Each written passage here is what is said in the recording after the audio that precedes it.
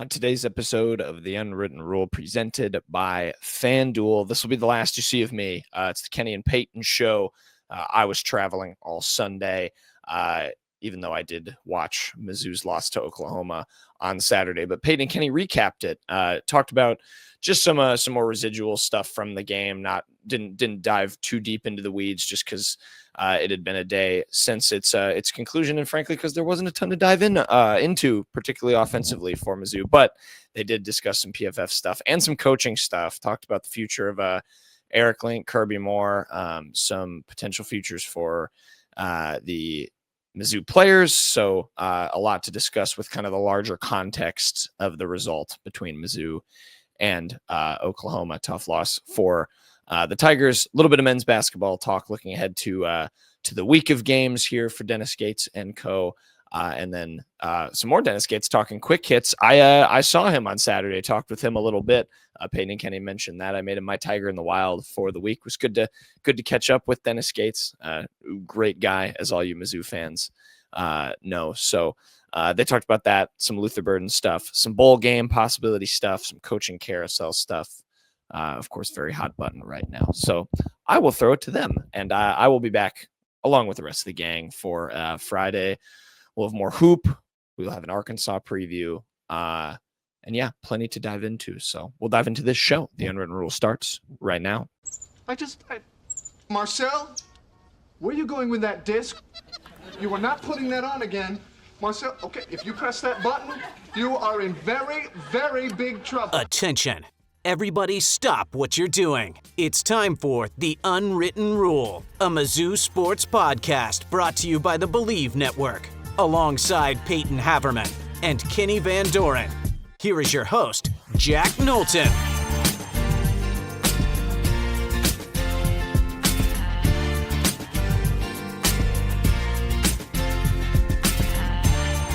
Welcome back to The Unwritten Rule. Today is Monday, November 24th.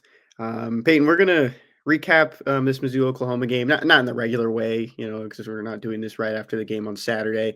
Looking at maybe some PFF grades and some coaching spots of the future, as, we kind of hope there might be some changes if Drinkwitz comes back for Missouri next year.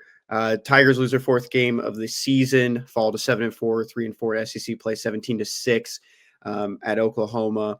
Payton, I think you were the closest to the score prediction. I can pull that up right now if you remember. 3 points off. I went 14-3 and it was, or 17-3 and it was 17-6. So I felt pretty good about that.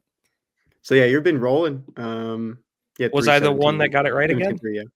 Yeah. What were the other ones? I don't remember. Jack was 17-14. I didn't touch mine. I was at 38-21. For those that aren't watching with us on YouTube, I don't know why you kept that, man. That was I changed 4 of my last 6, and I got them all wrong, so I wasn't going to mess with it. That means 2 of them you left the same and also got wrong. Sorry, 5 of my last 6 I changed. Okay. So yeah, 3. Jack had 17-14 Oklahoma. You had 17-13 or 17-3 Oklahoma. So good win for you, Payton. But yeah, looking at this game, just quick, PFF grades offensively, the highest grade went to Keegan Trost. I mean, not too much of a surprise, I guess, just, how consistent he's been at that right tackle spot, 72.5, but that is the best offensive grade in this entire game. Payton, is there like a specific player? I mean, I can go down. Bo Perbula, do you want to guess what his grade was? He had 2 interceptions in this game against the Sooners. Yeah, I can't imagine it was too high. I'll say that much. I'll guess it was a 55.9. 58.6. That's the 14th best for Missouri among the 20 players to take offensive snaps in this game for the Tigers. I mean, just all around, it would just be kind of useless to go through all of these and try to find any trends at all. But, pass blocking was pretty fine. A lot of, 70s and up. Run blocking wasn't. I mean, the highest in the run blocking game was Jude James, and he only took 6 snaps. But among the starters, Keegan Trost, of course, had the highest at 64.5. Anything below that was yellow or orange. I mean, it was just all around not a good day in that category. Flipping to the defensive side of the ball, Payton, highest was Nicholas Rodriguez. I feel like we've seen that a couple of times, even with his limited snaps. He played 27 in this game. Josiah Trotter right behind him at 79. So that's in that really dark green Nice look there. But I mean, overall, and I feel like this has been the tone of the season, is another wasted defensive performance when you hold Oklahoma at only 17 points. Yeah, I mean, the PFF grades, I guess, kind of match up mostly with what I saw. It doesn't really matter to me, like how anyone graded out. Um, the season, for all intents and purposes, going into yesterday was over, but it certainly would have been nice to be able to uh, take a team that I kind of expect to see as your rivalry week game going forward. It would have been nice to take them out of playoff contention, but man, look, I predicted, I didn't expect the offense to do much, and that's exactly what we got. Oklahoma it was just like Auburn in terms of run defense. There was just no semblance of run defense after the first quarter. They had a couple the first drive of the game I thought was a good drive running the ball. And they had a couple bigger running plays that just trickled away further and further, and the passing offense never gave much of it just couldn't make any plays like it did against Auburn to kind of pick up the slack. I thought Bo Prabula, like, props to him for trying to get back into the lineup and play. I thought he was pretty bad, I'll be honest. He did pick it up. I'll give him some credit in the 2-minute drill at the end of the first half. I thought he was good there. He made some nice throws on that last gasp 4-minute drive that, had they executed that 4th and 2 play, would have given them one possession game when your defense is balling out. Would have been very interesting ending, but that's just kind of what it is. They almost had that completion it was a perfect play call, I thought, from Kirby. I mean, Coleman was open. The throw wasn't perfect, but I still thought it was catchable. Coleman dropped it.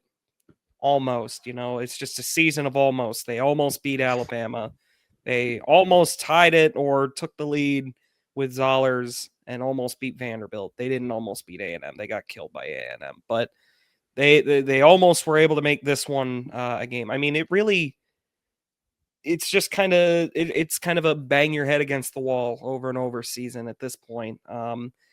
Again, I don't think it's a complete abject failure, disaster of a season. It's a step down, no doubt. I mean, Prabula has been very disappointing. The offense has just been terrible for the most part in a lot of stretches. I know Ahmad Hardy's just been great, but God, when was the last time they had a 200-yard passer, man? I mean, really, it feels like it's been ages now. I think maybe Auburn Prabula got there. I'd have to go back and look. It's just really been tough to watch. And we'll get more into the coaching later, but it's a game that it felt like Mizzou's defense held up its end of the bargain. They made they had 2 really bad plays, I thought, in this game. The 87-yard touchdown, that was a complete bust. I mean, Marvin Burks just got shook out of his shoes. I thought Batoon has had a good day, and he's been great for the most part this year. I didn't like that play call on 3rd down there, just being straight up man coverage. And then the 3rd and 10 on Oklahoma's 2nd touchdown drive, where you give up a power read 1st down. Mateer picks it up with his legs. That was brutal. That was another really rough one, but again, you hold a team to 17 points on the road, a top 10 team to 17 points on the road. That's got to be enough to win. It really does. I think 100 times out of 100. And it wasn't. Yeah, it's 3 scores. I mean, I don't think there's really much to even nitpick on that side of the ball at all. There's opportunities, and Drinkwitz mentioned it. I feel like this whole season is just missing on opportunities. And you talk about it, Payton, it is a step down, but there was a lot of excitement coming into this year as well. Drinkwitz and that staff really hyped up that this team was one of the most talented ones they've had in a long time. Sure, you weren't expecting to lose Bo Prabula for a couple games, but even before then, I mean, it just wasn't the best performances. He has about 200-yard games from quarterbacks from Missouri. He had 231 against Oklahoma, 252 against Auburn, 241 He against did wind up UMass. getting there. I didn't even think about that. And then, of course, he had that really explosive game against Kansas where he attempted 39 passes, one below his season high. His season high was against Auburn with 40, and he had 334 yards through the air against the Jayhawks. So he's going to get to 2,000 yards on the season pretty easily. He's at that 1,916, and that's with missing a couple of games to injury. I did want to look at this, Payton, because I was looking at the wide receivers, and we know Marquise Johnson has lost his starting spot to Donovan Olubade in this game against Oklahoma, leading receiver. And I feel like this just, I would like, if you had asked me this, that he had this many yards, I said, okay. I wouldn't have guessed that, but Kevin Coleman did have 115 leading the way. Josh Manning, 55, Donovan Olubade, 34, Jamal Roberts, 15, and Brett Norfleet had 2 catches for 11 total yards. DeVorce Jones also had that 1 catch. When is the last time Marquise Johnson caught a pass for Missouri? Oh, he had a screen catch against Auburn, I know. He definitely had one against Vanderbilt. I think that would be the last one he had. Yeah, 3 receptions against Vanderbilt for 18 yards. That's the last time he caught a pass for Missouri. Yeah. And I'm pretty sure this includes targets on here. No, it doesn't, because I feel like he's been targeted since he's been targeted yesterday. So he just no catches since October 25th. No, we don't like to talk about guys that might be looking elsewhere, but it feels like this is roles. He's out of here 100%. Okay. I don't see any way he's back next year. It's a shame because, I mean, after that freshman season where he really was kind of wide receiver 4, he would go out and catch deep balls. There was a lot of like dreaming there, like, okay, like right now he's just kind of he obviously, I mean, this is a guy that has records in track and field, I believe, in the state of Texas. The speed is undeniable, but he just has never taken that next step as like a real receiver. Like he never kind of made that adjustment, I think. And man, the body language, coaches see that, and his body language sucked this year. I mean, just flat out. And I mean, like you said, he's now really kind of out of the lineup for the most part. Olubade has taken his spot. They trust Manning a lot more because Manning's a great blocker, and he's been productive in the receiving game. Kevin Coleman's obviously not going to lose his spot. I just don't see a way he's back next year. I think there would have to be some real like behind the scenes conversations, like kind of just talk about his role going forward and everything for him to be back. But that would just be really shocking to me. And it's a shame. I really liked Marquise Johnson after his freshman year. There's a lot of talent there. I'm sure he'll have like plenty of suitors if he were to leave. But I can't see a world where he's back at this point. Pivoting to play calling now, Payton. I know you, before we got on here, I mean, you weren't too upset with just the offensive play calling and where things went there. But I think a lot of people were asking, where's this Drinkwitz been that, in 2023, where he really sparked himself and put himself out there more as this more competitive coach and put his balls on the table. He's not doing that anymore. I feel like you saw that, with some, fourth down calls. I mean, what did you just really take away from some of the game management from him? Yeah. I really don't know what has gone on, like, to make him kind of revert back into this kind of shell, like, especially when your kickers are as bad as they are. I'm left very perplexed by a lot of the fourth down decision making. Like, not since 2022 have I really felt like Drinkwitz was handicapping his team.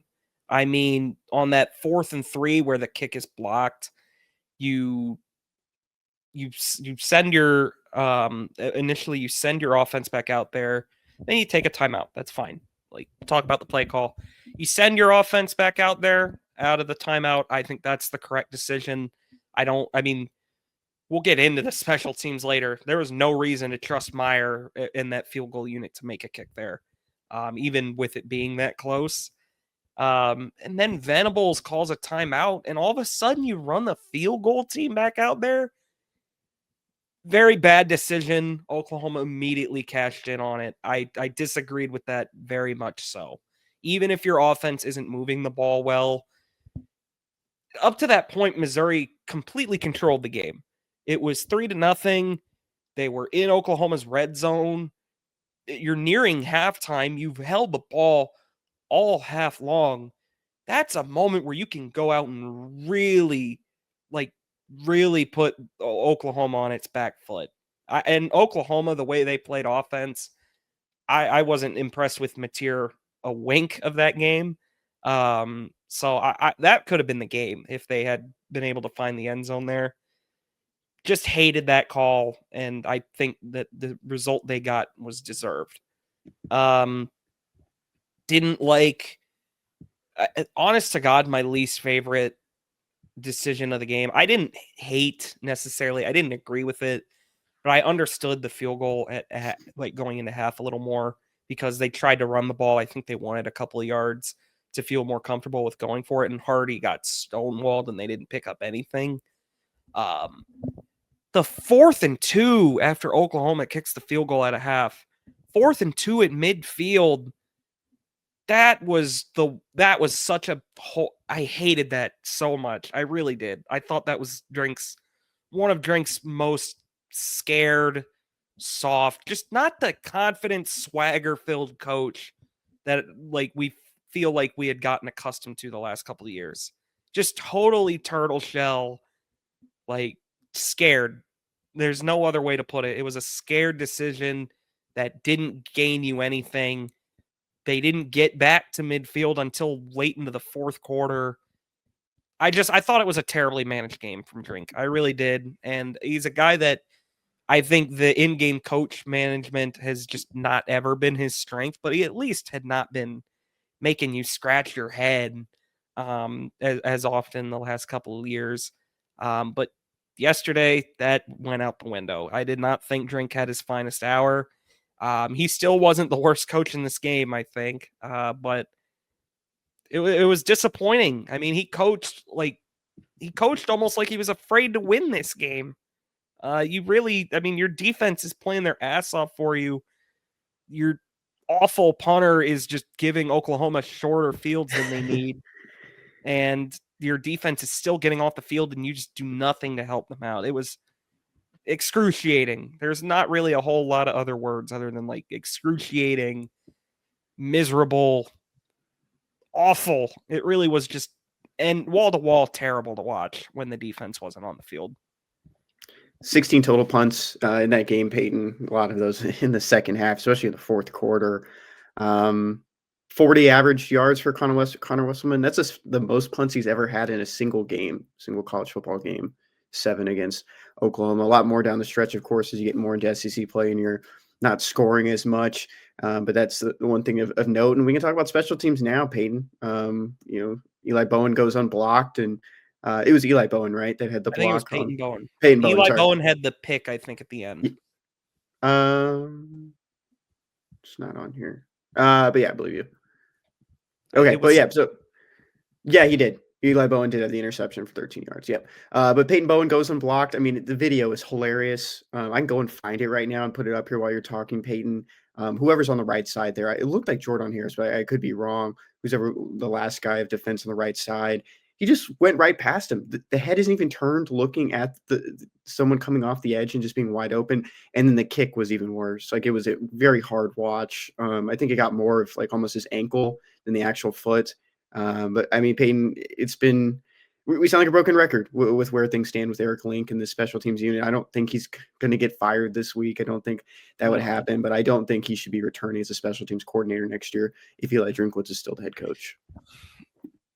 Yeah, I mean, again, we are not the type of show to call for people's like firings and stuff like that. That's just not how I feel about certain things. I'm just a fan. I'm an idiot with a microphone. I don't have the right, for the most part, I think, to get out there and go, if they don't fire him tomorrow, they're not a serious team. But my God, I don't know how much more we need to see at this point. I mean, Harrison Mevis and Blake Craig, I think, have really done a fantastic job of overshadowing just how miserable this has been for ages now. I mean, like you mentioned, that just a completely unblocked rusher on the first field goal, it looked like. I don't know if anyone got a hand on him. They're lucky it doesn't get blocked immediately. Like, yeah, you've got the video up here. Shout out to whoever tweeted this. Is this even the one that's blocked? Yeah, no, this isn't even the one that got blocked. It's Payton Bowen again. Yeah, so this is like, I think he just missed it. But look at, you see, you can look on the right side. You see Jordan Harris moving on the interior. There's no one there. Yeah, I mean, nobody gets a hand on Payton Bowen. By the way, this is not the first time this season that's happened. All of Meyer's field goals, or like a lot of them, have had free rushers like that. It's bizarre. And so, like, they miraculously make this 39-yard field goal in spite of the fact that Payton Bowen is unblocked. He doesn't quite get there. Your kicker, yes, look, again, I am cognizant of the fact Robert Meyer was never supposed to kick a field goal this year. Never once was he supposed to trot on the field. He doesn't look like a guy that was ever meant to kick ever I mean, really, he fats the ball, I think is the way the broadcast put it. Like, he kicked the grass behind the ball like it was swinging a driver, and you hit the ball like you hit the grass 50 feet behind the ball. Like, golfers will know what I'm saying. Basically, that's basically what happened on this kick. It's somehow a 39-yarder that would have been good from 39 and a half only. And then somehow the blocking scheme, just Erik Link is just like, nope, good enough. I don't need to fix anything. The blocking doesn't get fixed, and the next one is blocked. The game flips on a dime. Like, right there, coward decision to not go for that. Your special teams coordinator does not make a blocking adjustment. Payton Bowen flies in, blocks the kick. 3 plays later, Oklahoma has an 85-yard touchdown that right then and there, you could have stopped playing and nothing would have happened. I mean, that was the game. Literally, that was the winning score of the game. Just absolute nonsense. It's embarrassing. It really is. I mean, like, I have to look at the SP Plus rankings. Someone put them out this morning. I mean, Missouri is in the hundreds, if I'm not mistaken, in special teams grade, and it has felt like it all year. I don't understand that. Like, how does that happen twice in a row? Where Payton Bowen is just left completely unblocked off the right side. Nobody ever got a hand on him. They make a switch at kicker, like, going into half. Oliver Robbins was the guy that knocked in the second one from point blank distance, which is not what they've been doing. It really feels like we're just like rolling dice and like picking like our kicker based off that. It's really truly embarrassing to watch. And that's before we even get into the fact that Missouri has not had a good punter in 4 or 5 years now, ever since McInnes left. I always forget his name, and I feel bad because he's the last good punter. Grant McInnes, who I believe they inherited. Like, the staff did not recruit him. He didn't come over from Kentucky? Did they recruit him from Kentucky? I thought he was there in 2019. I think he recruited him from Kentucky. Well, there you go. They haven't had a punter win on the recruiting trail in 4 or 5 years because Connor Wesselman is also awful. I mean, there's no other way to put it. There really isn't. I mean, he's just that punt from Mizzou's, like, inside Mizzou's 10. Obviously, Oklahoma's going to get great field position before a half. They don't have to get it at the 31-yard line or whatever it was. And Oklahoma scores easily off that. It's just, you are playing at a disadvantage every single week. And it has been like this for 4 years. I have been sounding the alarm bells ad nauseum since 2022 when they were kicking off short for no damn reason and giving Kentucky short fields and losing games like that. It's really terrible to watch. I don't like to be the guy that goes, they need to fire their special teams coach or their offensive coordinator. That's just not how I feel anymore about things. But unfortunately, I do have to say it in this regard. Like, there has to be a change made here. Like, it's just horrible year in, year out. And this year, without Blake Craig bailing them out of huge situations, it has been magnified, and it's unbearable to watch at this point. It really is. That's probably the last rant I'm going to have about Erik Link. I'm out of the energy to do it. I've done it for 4 years. It's never been a good unit under him, but now it's legitimately costing them games, and that cannot continue to happen. There's been a lot, you go back. I mean, they win Auburn if they make that field goal from Mevis. And it's hard to, call out Mevis for that, for a lot of things he accomplished with Missouri. But you go back to that 2022 game, he pushes that short kick, and that sends you to overtime. And, what happens after that. In that Kentucky game too, Will Norris, I mean, it's not really against him, but that was just, a hiccup where he hits the punter and they get a rule change the next year. So there's been a lot of changes. Still, like, we talk about that rule change. That was still maybe the 4th worst special teams play in that game. Because again, I need to go back and find that game. The kickoffs were the worst, just nonsense game strategy. I don't know. You've said it before because you were a beat writer on the team at the time. You've said before, like, what the reasoning was. It's a shit reason. I'm just going to say it. Like, it sucks. It was something of the sense of, limiting the ability to return yards and getting the defense a little bit closer to prevent it. And it was a windy day too that kind of played into it. I don't remember which game it was when Stonehouse tried to throw a pass after he. That was that game too. Okay, so that Kentucky game. That game too. I think that Kentucky game just opened everyone's eyes to the ongoing issues with special teams, and just compounded ever since. Payton, last thing here, and this isn't like, something that would be on FanDuel or anything like that. But in your mind, I mean, Drinkwitz comes back next year. Say that happens. Will the offensive coordinator and the special teams coordinator be the same people? I mean, that's such a tough question. I feel like, unfortunately, like, there just has to be changes made. Like, I don't know if it's going to be OC. But I do think a special teams, like, at this point, Erik Link has been in charge of the special teams for years, and it's just been bad. Like, a change has to be made there. Like, at least bring in someone to help him if you're not going to fire him. Like, something's got to change there. OC, I don't know, man. That's a real tough thing for me. I would like to see maybe a shift in Kirby Moore's responsibilities. I think QB coach and OC is too much. Like, that, like, probably make him just the offensive coordinator, bring in a designated, like, you've talked about Sean Gleason a fair amount on this show. I'm rather shocked he is not solely responsible for quarterbacks at this point. It just feels like Kirby's got too much on his plate at this point. I don't know if I'm going to go all the way and say a change needs to be made there. But I do think Kirby could have some stuff taken off his plate, if anything. For sure. He's a quarterback's coach, but I remember Bo Prabila was in an interview once. He did mention that Kirby Moore still has a lot of hands-on with the quarterbacks, of course, with being the OC. I'm looking down at the 2020 football staff for Drinkwitz, so first season at the helm of the Tigers. I'm going to run through the names for you, Payton. I can guess a couple of them. Yeah, go ahead. We'll go defense coordinator. Okay, that was Ryan Walters. It was not Ryan Walters. In 2020? Yeah, it has it as Steve Wilkes in 2020. It wasn't. Ryan Walters was a holdover. Okay. For some reason, it has Drinkwitz as a coach in 2019. So Ryan Walters is the DC. Yeah, Ryan Walters was the DC for 20. Maybe it's like 19-20 or something. I don't know.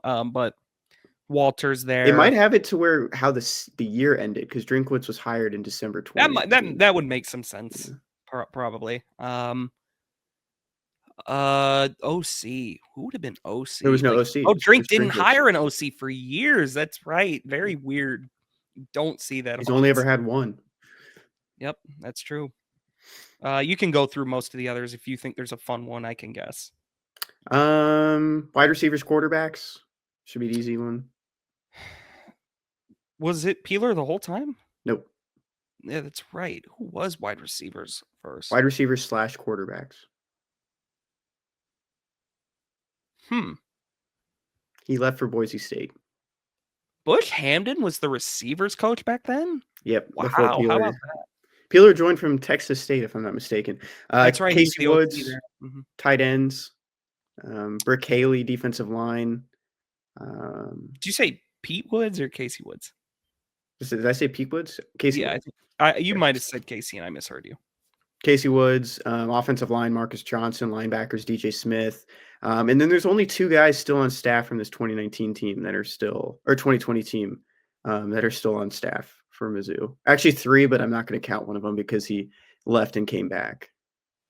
So Link is obviously one. Yes. Looper's been here the whole time. Yep. So those are the 2. Curtis Looper, running backs, Erik Link, special teams. And this was before Erik Link even picked up on tight ends because Casey Woods was holding that. The other one is Jack Abercrombie, who was a graduate assistant offense. Now he's the assistant offensive line coach for Missouri. Where'd he go? VMI, I think. No. Good question. What is with Mizzou and VMI and both? Yeah, I can look it up real quick. I think it was VMI. Let's see, because you go back and you and again, profile. Look, with Link. Yeah, VMI. Wow, that's crazy.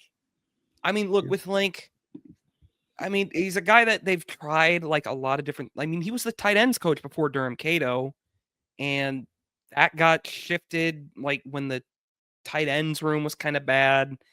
I will say I haven't been in love with the tight end production this year. I thought we didn't even really mention it. I thought Norfleet had a kind of rough game against Oklahoma.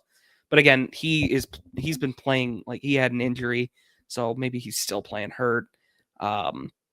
It's just Link. Like I think they're out of options with Link. I mean, you can't just run back the special teams next year with no change. I know they lost their starting kicker, but it's not just the kickers that have been a problem. The blocking up front on field goals has been a problem. The kickoff coverage has been fine. The punting has been really terrible. It's just you cannot like play like this again next year. Something's got to give. If you wanted the grades as well, Brett Norfleet, 45.8 offensive grade, 50.3 in pass, 70.3 in pass block. What was his run block played? 48.7, worst among the tight ends. Jordan Harris did not have a good day either. 42.9 offensive grade in the passing game, 35.1. He's a pass blocker though, 69.7, but then run blocking dropped down to 58. Vince Brown picked up 1 snap, just 60 overall in the run blocking. I would assume it's a special teams. I don't think special teams are on here yet. Really? Okay. I can check real quick. Yeah, they're still not updated. So I wonder if he just jumped on the field as an extra blocker. Maybe subbed in. Was Jude James on the field at all? I didn't know. Yeah, he had a 6, 65.3 offensive grade, 59.2 in pass, 64.4 as a pass blocker, and then 67.5 in run blocking. But that's, of course, very limited. He had 4 snaps as a run blocker, 1 as a pass blocker, and 1 is just in the passing game. Fair enough. Well, that's what it is. I mean, at this point, you're kind of playing out the stretch. Look, we're gonna be getting a lot of answers about Mizzou in the next 10 days or so, I'd assume. Gonna be very interesting, but that was a opportunity to really get a huge win. Really kind of just quiet down some of the noise about drinking big games. And again, I've talked to death about how I don't really buy into the whole Drink hasn't won a huge game narrative, because he has. I think there's a couple you could definitely say he has. I almost wonder, Kenny, I had this thought last night in my own insane brain. I almost feel like there have been some leftover effects from 2024 Texas A&M, because it does feel like ever since then, Missouri has had some really big opportunities for seismic wins. But there's almost like just this mentality now that they got like shocked to their core, like after flying high for so long. Like it was a real wake-up call against A&M. And it just feels like they clam up in these big games now, like these really big games. I don't know if it's as simple as not being talented enough. They were definitely talented enough to beat Oklahoma yesterday. Mhm. They were more than talented enough to beat Vanderbilt. A&M, again, A&M just has Missouri's number right now. That game was not winnable. Alabama, even, they were in that game, but just, again, it's a season of almosts, and almost doesn't cut it. And I almost wonder if there's a mentality thing, like with that A&M kind of set in them back then, because it's just been a really different looking team. They make so many little mistakes in big games like that you just can't make and expect to win. In the world that Drinkwitz does come back next year, and I mean, there's signs that pull you in different directions on rumors, reports that come out, interviews that could be happening. In the world that he does come back next year and doesn't take a job elsewhere, Payton, I think you really just overhaul the whole STP thing. I think you have to have a new mantra with this team. You can still be that underdog, but you have to actually prove something. Kind of going forward, I thought STP should have been scrapped after 2023, and you just go with something else. And it's hard to just kind of keep that going. He was clever enough to come up with that. I'm sure that Drinkwitz has a lot more in the chamber that he can really get a group of guys fired up. Payton, Oklahoma held Missouri to only 6 points in this game. Missouri has only ever been shut out once under Eli Drinkwitz. It was against Alabama in 2024. Yep. These 6 points is like the least amount of points Missouri has ever scored in a game under Eli Drinkwitz outside of that Alabama game. Yeah, I mean, Kansas State, they scored 6 points. I don't count that last touchdown. Okay, I was gonna say they scored I think 10 in that game. That really doesn't count. 12. Right, they scored 12 and it was a last second touchdown. But yeah, I mean, it was truly, and I mean, despite that fact, Kenny, it really is a game I still come out of thinking Missouri pretty easily could have won. But Perbula just, I don't think he has like a lot, like I think 9 interceptions in how many games now, Kenny? Like that's 9 interceptions in 10 starts for him. 10 or he didn't start 2 of the games. No, it's 9 interceptions and 9 starts for him. Yeah. And he has fumbles. It's bad. I don't think Bo Perbula is what we were hoping he would be. He did a couple nice things yesterday. Again, I don't put that drop by Coleman, the miss in the end zone. No, I don't think it was a perfect ball, but I think it's a ball Coleman would himself say he should have come down with. It's disappointing because this defense, I think we all can agree, particularly the D-line, that's a playoff D-line, a playoff defense for the most part. There were 2 bad players on the defense yesterday in Khalil Jacobs and Marvin Burks, but it was still that defense kept them in the game as long as they could. And no other unit held up their end of the bargain. It is very disappointing. Missouri will play its final game of the regular season next Saturday against Arkansas on the road, 2:30 kick on SEC Network. Payton, we have nothing to talk about basketball-wise, so I'll just give the people when these next couple of games are. Mizzou men's basketball will take on South Carolina State on Tuesday at 7 o'clock on SEC Network Plus, and then the Friday after Thanksgiving, the 28th, Missouri will take on Cleveland State. A lot of connections there still for Dennis Gates. It's going to be a 1 o'clock tip on SEC Network Plus. Then you kind of get into heart of some more Power 4 competition with Notre Dame and Kansas next up. 2 more non-cons against non-Power 4s smashed in between with Alabama State and Bethune-Cookman. And then you got Illinois, and then you got SEC play. I feel like this season's really moving fast for us, Payton. It is. Again, these next 2 games, I think it's now or never for Trent Pearson, Trent Burns. If they don't get into games this coming week, we saw on our Boateng, he did some nice things. I think it was critical for him to get on the court to try and maybe work his way gently into the rotation. I don't see a smooth way to get Pearson, Burns up to speed if they don't play this week. I really don't. Especially by Friday. I think you definitely need Trent Pierce in the game by Friday to get him up to speed, like you're saying. Payton, well, that's going to do it for basketball and football talk. We're going to throw it over to the side with Quick Hits.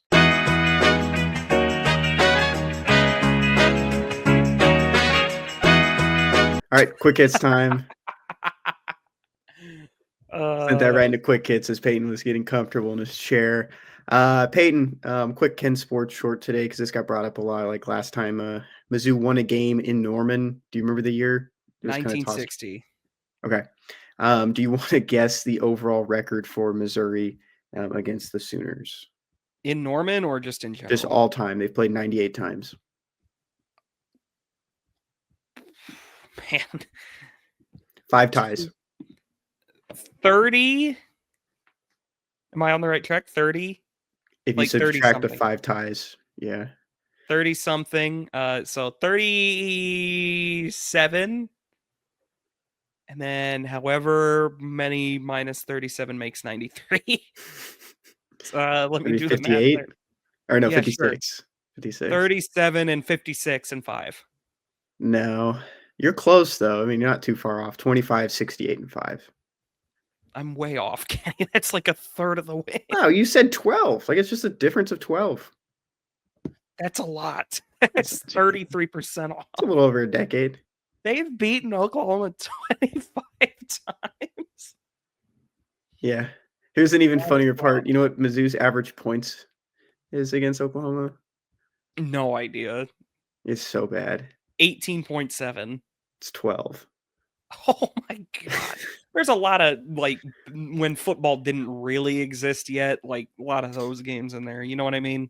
Mizzou won the first 2 contests, 22-5 in Columbia in 1902, and then 1910 they won in Joplin, 26-0. Joplin, man, where couple zeros in here though. Oh, and I'm sure there's plenty of zeros. 0 to 24, 0 to 13, 0 to 13, 0 to 14, 0 0, 0 to 31 in 1934. A lot of zeros. 0 to 31. That's like 1,000 to 0 in 1931 college football. Yeah. 2010, 36 to 27. Yeah. What about the 2007 ones, man? 2007, yeah. 30, don't actually bring them up. 31-41, 17-38. 2008 was even worse. It was like 62 to something. I don't even remember. Anyways, What are we talking about?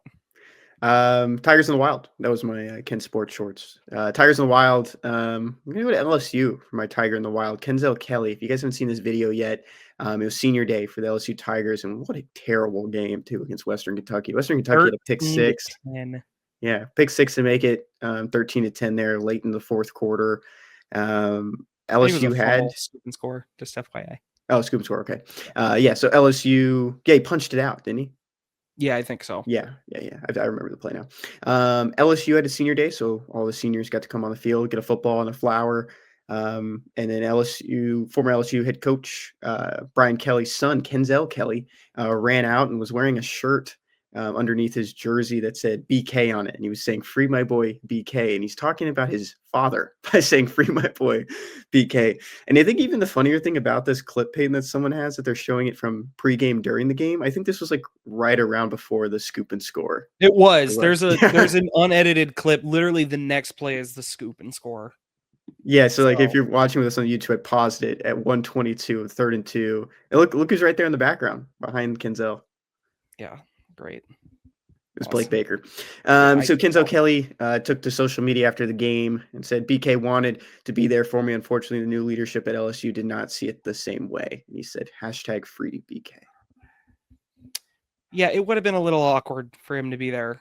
I don't even know if they've settled on his buyout. So I just don't even know if it would have worked. But yeah, bit of a weird video. I don't know if I'd ever call my dad my boy. I think I've called your dad my boy. Yeah, I know you've probably called my dad my boy. But I don't care, anyone's opinion on this. I think it's hilarious because it's kind of embarrassing, but also just funny. Like who does this? That's just what I took from it as well. I'm not bothered by it at all. I just think it's hilarious. It is it's a funny, because of the season LSU has had. Yeah. The dreary nature of only being up 13-3 on Western Kentucky.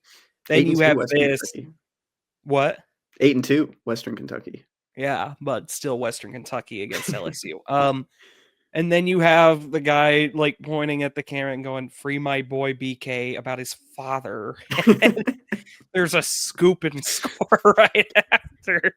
I did It's a see great sequence. someone had a great explanation of this video. It's like his father's not in prison. He's not in any trouble. He's just trying to settle a dispute over $60 million that he's owed. Yeah, That was hilarious. it is a very funny like sequence of clips. Yeah. Like I'm not like, of course you want your dad to be there and everything, but it's just a very funny clip. Yeah.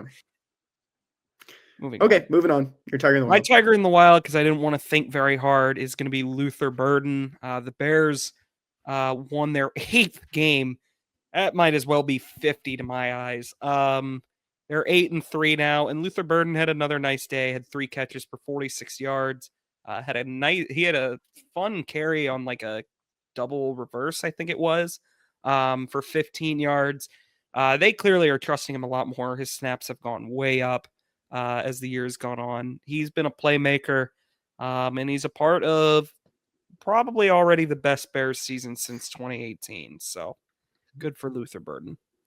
I do like Tigers in the NFL each week, Payton, and I've noticed, especially over the last couple of weeks, he's been in that, top 3, top 4 for receptions for the Bears, and he had a big catch right against the Vikings the week before. Yeah, Didn't maybe. he? I don't remember.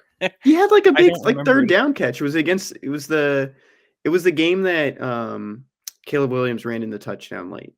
That was the Giants. The Giants. He had a good catch in that one. I remember you having explained. Yeah, he had a great game against the Giants. You Yeah. are correct about that. I honestly don't remember if he did much against the Vikings. Nobody did. He still had very much yards. against the Vikings. I wrote I it don't down. know. It's Let's take a look. Game log.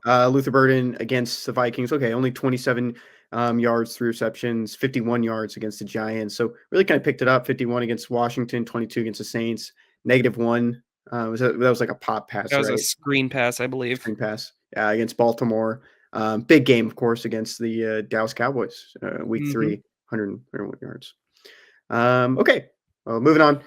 Jack's Tiger in the Wild. Dennis Gates. He got to see Dennis Gates at a watch party in Chicago. That's why Jack's not with us right now. He's up north at the moment, and got to run into Dennis Gates, who was there watching the first half of the Oklahoma game with some Missouri alum and Missouri fans at a bar. He went around and talked to a bunch of people at different tables. Actually, I had it pulled up here and I lost it. But someone posted on our board, Dennis Gates at Mizzou Bar in Chicago. It's from Drew Bugs Ball. That's a good name. Dennis Gates DM'd the Mizzou Chicago Instagram account and asked to watch the first half of the Mizzou Oklahoma game with Tigers fans. He went up to every table and introduced himself and took photos and talked with everyone. He said he's not going to the Maui tournament and praised Jason Crow Jr. from the combos I heard. Any takeaways from that, Payton? And I know you tweeted too that Mizzou athletics is in the hands of Dennis Gates moving forward. Yeah, I mean, I've said this 100 times. I don't know the last time I would have said it on the show, but I really still kind of believe Missouri's best chance to ever win a national title is going to be on the hardwood.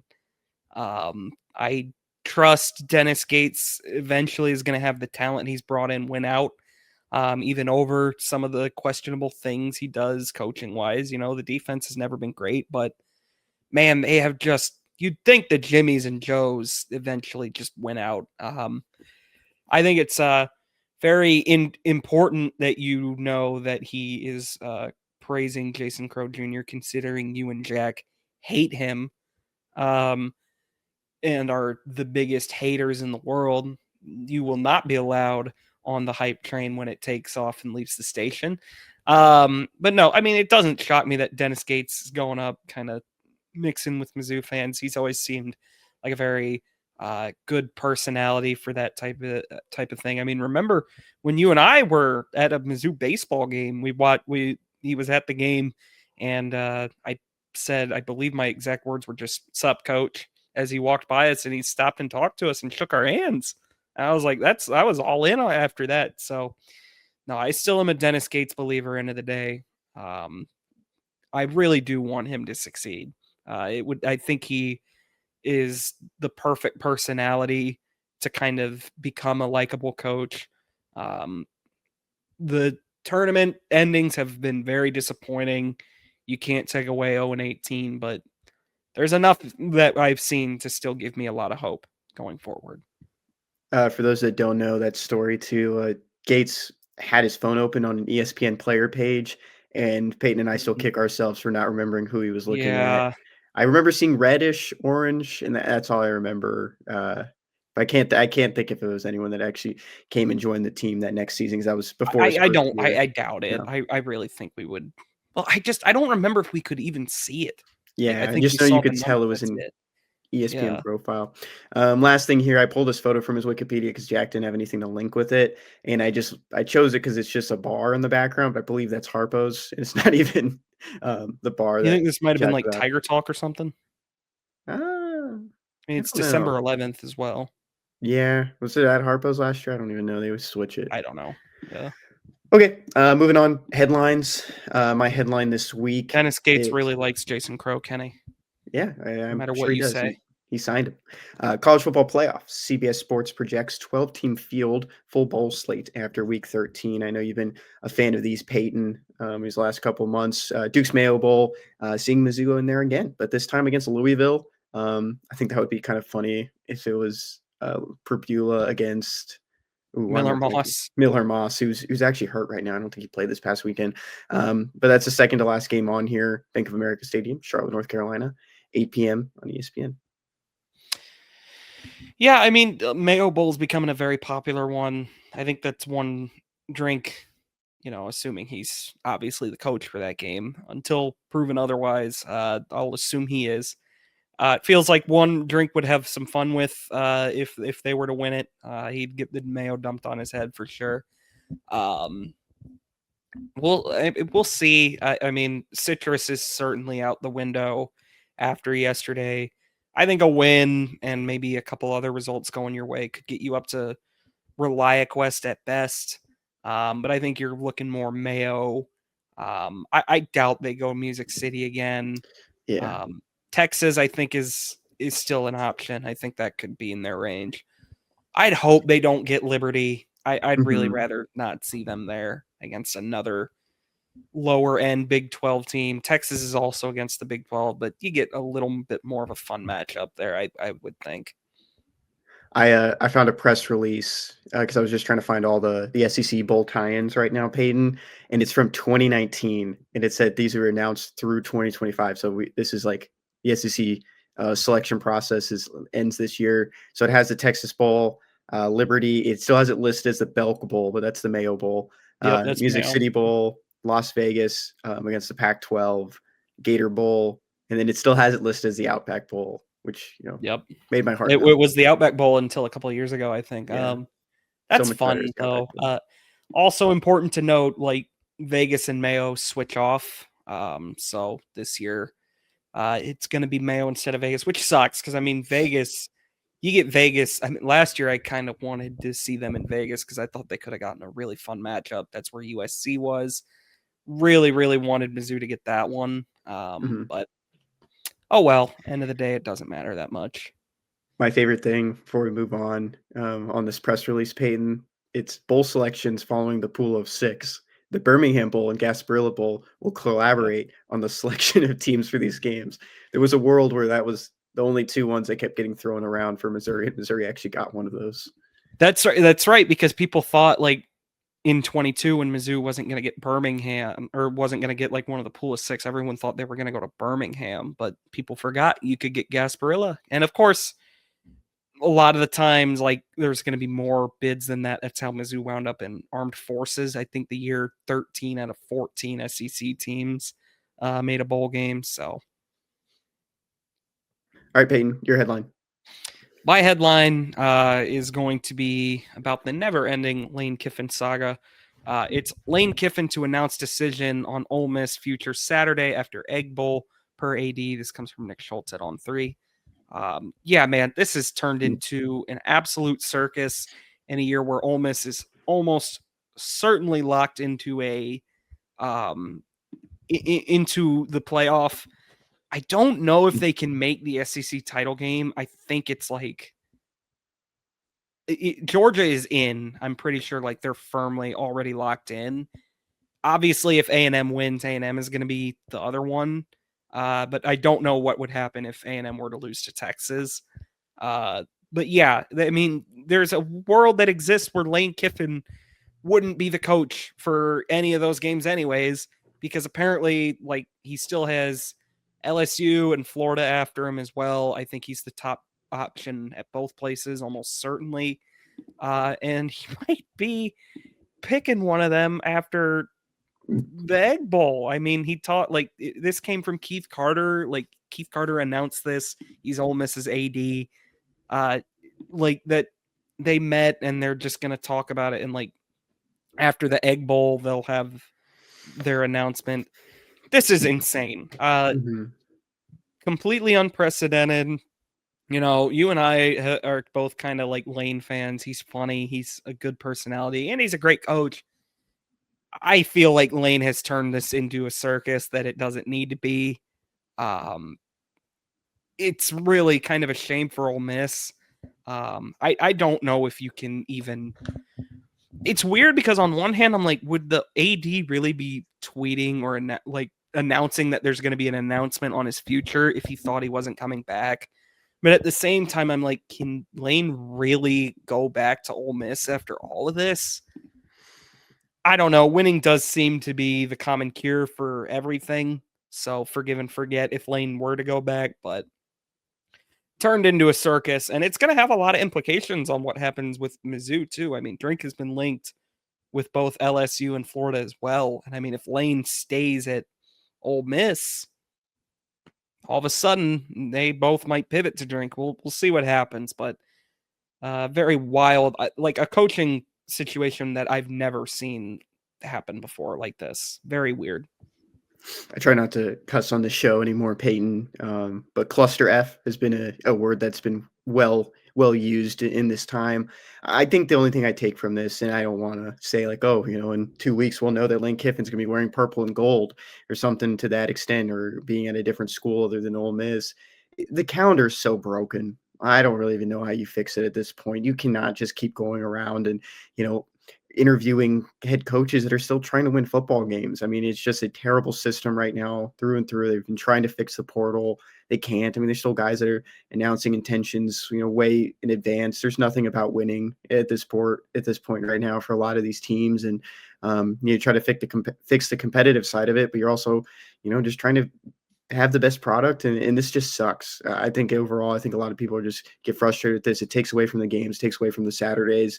I don't have the fix. I don't have, you know, a calendar in front of me to tell you when you should be allowed to do this. And I understand from a Virginia Tech's point of view, getting a head coach and getting an established coach right away. And James Franklin is a great move. It helps with recruiting. Definitely. They had a huge recruiting weekend this past Saturday for that home game. And I think that's, you know, huge for the program moving forward.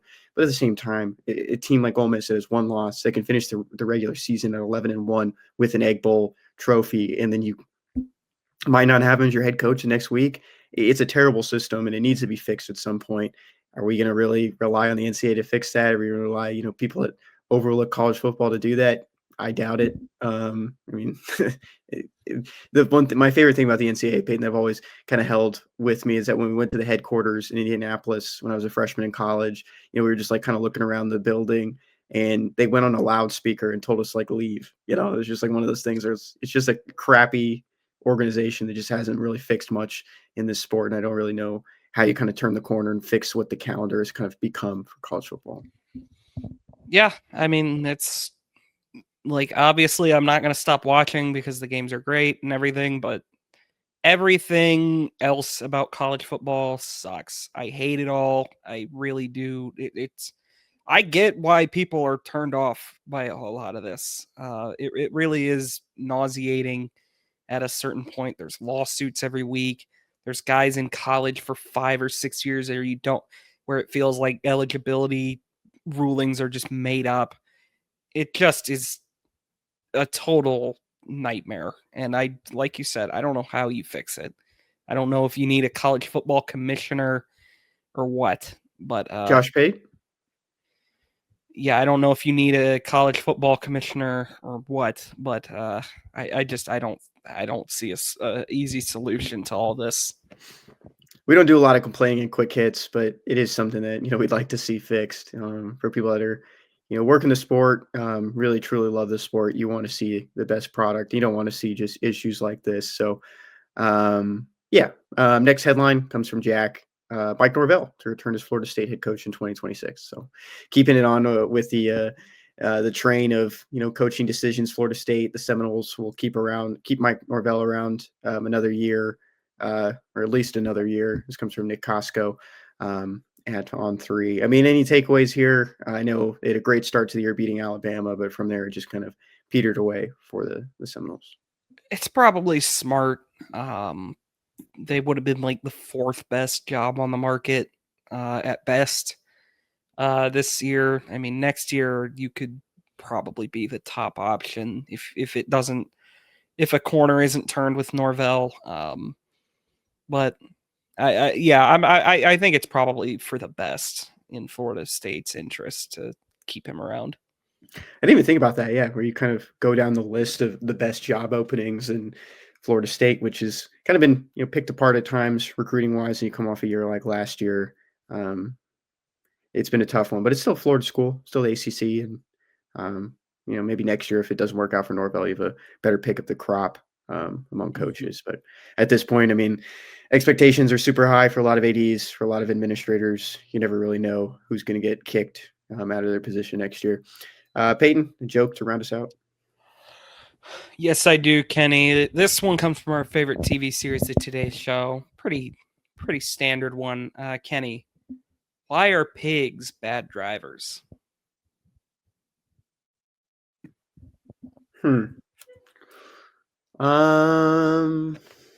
Because they hog the road.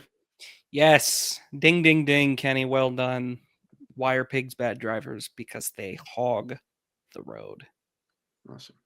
Thank you to hold on. What's her name? I gotta scroll to the bottom. Sarah Lemire. Sarah Lemire. No, Sarah Fuller was the Vanderbilt kicker. Yeah, I knew it was Sarah. We've brought her up before.